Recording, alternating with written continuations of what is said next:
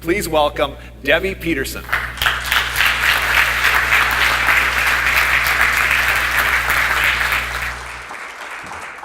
Thank you, Jared. So how would you like to go from frustrated to focused in your business, but maybe even beyond that, to a place where you're fulfilled in your career or your business? Wouldn't that be great? All right, so here's what I want you to do. I want you to think about a number between 1 and 10. 1 is you are not fulfilled, you are not satisfied in your career at all. It's painful.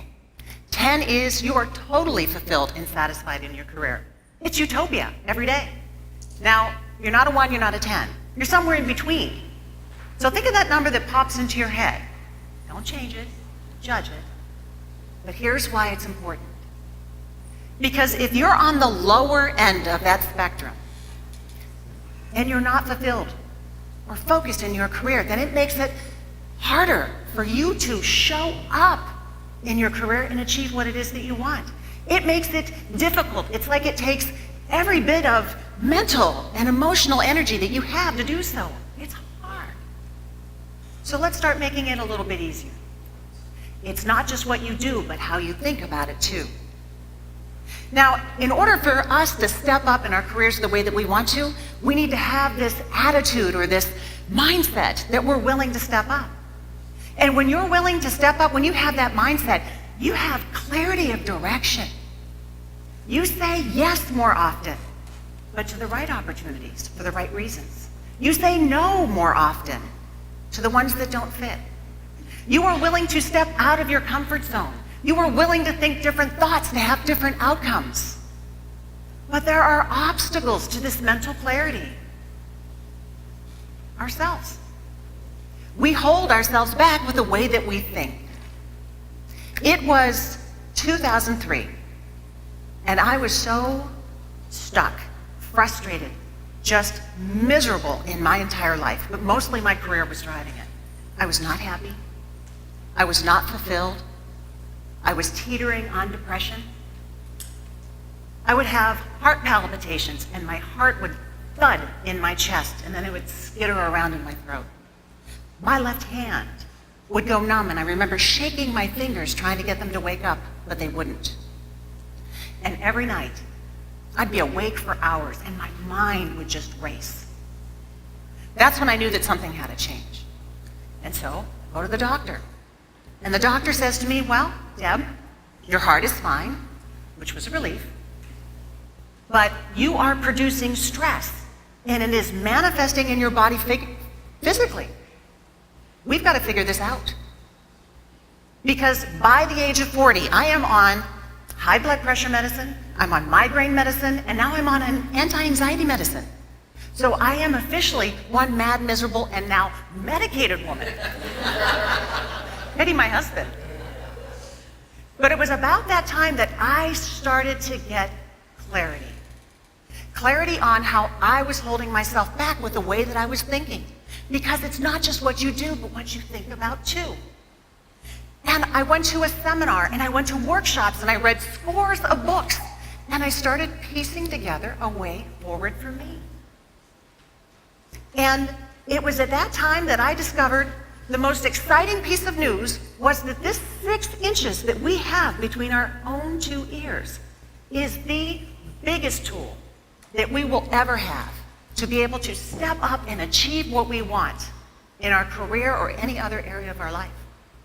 Our minds. So think about it. As you're sitting here, your mind is running your body. Your heart is beating, your eyes are blinking, you're breathing. And you don't have to give it another thought. Your mind does it automatically. Your mind is even so powerful that it will heal your body when you're hurt or when you're sick. And your mind will work like a dog to find you exactly what it is that you want. It will focus in like a laser beam for you. But you have to give it very specific instructions. And those instructions are the words that you speak and the thoughts that you think. Because it's not just what you do, but what you think about too. So, as you are sitting here, I can imagine that some of you watch TV, maybe every so often, a few minutes a day. Most of us do, right? So as you're sitting on the couch and you pry the remote away from your husband and you're flicking through channels, you come across this car commercial. And you sit back and you think, wow, that's a sharp car. It's even my favorite color, red. You know, I think I would look good in that car. I'm gonna have to talk to my husband about that. But the commercial ends and you forget about the car. Until later on that week, you're coming out of the store and there's that car in the corner of the parking lot. You're driving home and you see it in the bank teller line. Again, you pull into your driveway. It's your neighbor's house 2 doors down. Like that car's everywhere. And it is because you put it there. When you saw that commercial, when you noticed that car, when you had feelings about that car, you gave your mind instructions. So that's what your mind will find. It eliminated the blue cars and the yellow cars, it eliminated the trucks and the vans, and it brought you what you wanted to focus on. So imagine, what can you create for yourself in your career when you are in control of what you put in your head instead of the other way around? That's pretty powerful, isn't it? What your mind can do for you? Very cool. But we sabotage that mental power that we have. And how we sabotage ourselves is with our own limiting beliefs. Do you know what they are? Limiting beliefs. They actually start out as a decision. So they start out as a decision that we make about ourselves that limits us, that holds us back. And we tell ourselves in this decision that we cannot or are not able to do something. And that becomes instruction for the mind. So that's what we find. And that decision gets reinforced again and again until it's a belief. So you have a job interview. You're excited about this job. This is like the job, all you've ever wanted. You get into the interview, kind of start feeling a little nervous, maybe a little anxious. You open your mouth, and it's like another person has showed up. To your own ears, you just sound like an idiot. You can't answer the questions, even though you know the answers to the questions. It's painful. The interview goes horribly. I'm sorry to say, you didn't get the job. You were 15 and that was an interview for a movie theater. But you made a decision that day. I'm not good at interviewing. So is it really surprising that throughout your career, you've always had a hard time interviewing? It's always been difficult for you. It's never been easy. No, not really. It's not surprising. Because that day when you were 15, you gave instruction to your mind. And so that's what your mind decided to find. It brought it to you.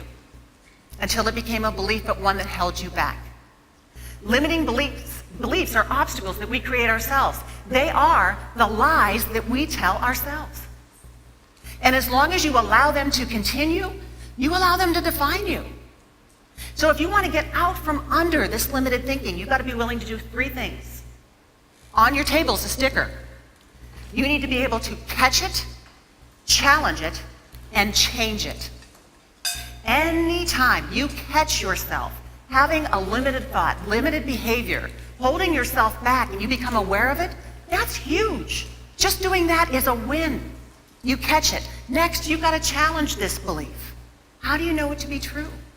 How do you know it to be factual? Because if other people can do it, you can too. You need to interrogate this belief, like your mother did when she knew you were up to something. Okay? And then finally, you need to change this belief. Reframe it that allows you to keep moving forward. Instead of saying, I'm not good at interviewing, there's no potential there. You say, I am working at becoming better at interviewing. I'm working on my skills. The door's still open then. And if you are willing to catch it, challenge it, and change it, then you too can step up and achieve what you want in your career. It has been a long time since 2003. But when I figured out how to harness the power of my thinking, my world changed. I no longer live in a world that requires medication. That's a plus. I no longer focus on every single thing. Focus on the right things for the right reasons. And I learned to step up for me.